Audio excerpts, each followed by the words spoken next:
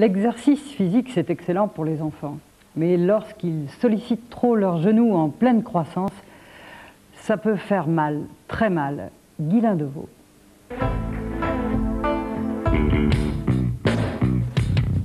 Je m'appelle Julien, j'ai 14 ans et je pratique environ 20 à 25 heures de sport par semaine depuis l'âge de 10-11 ans.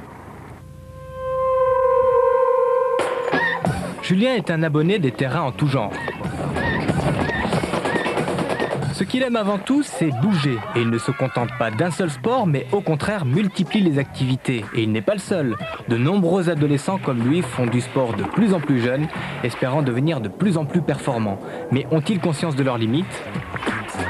Non seulement ils les oublient, mais ils n'en ont pas conscience. Donc c'est pire. Ils n'ont aucune conscience de leurs limites. Absolument pas. Ils ne les connaissent pas. Résultat, beaucoup d'entre eux forcent trop et trop souvent. C'est la cause de troubles dont le genou est la première victime.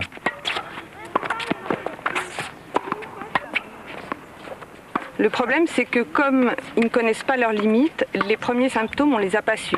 C'est-à-dire que le jour où il nous a fait savoir qu'il avait mal au genou, c'était déjà le jour où il ne pouvait plus marcher du tout. J'ai senti les douleurs en jouant au tennis. Peu à peu, elles s'accentuaient. J'en ai parlé à mes parents. Puis après, je suis allé voir le médecin et il m'a envoyé faire des radios chez le radiologue. Sur cette radio, on voit nettement l'apparition d'une bosse. Le genou en croissance comporte une zone extrêmement fragile, le cartilage de croissance, ici en orange, situé tout près du tendon rotulien, en jaune. Lorsque le tendon rotulien est sollicité, lors d'un saut par exemple, cela crée des tensions au niveau du cartilage de croissance. Si on sollicite trop souvent son genou, le cartilage peut s'altérer et apparaît cette fameuse bosse douloureuse. C'est la maladie d'Osgood-Schletter. Alors il faut certainement arrêter le sport qui a déclenché la maladie, le geste technique, le geste précis qui a déclenché la pathologie. Et on peut orienter bien sûr en attendant l'enfant sportif vers d'autres activités qui ne sollicitent pas la même structure. Dommage.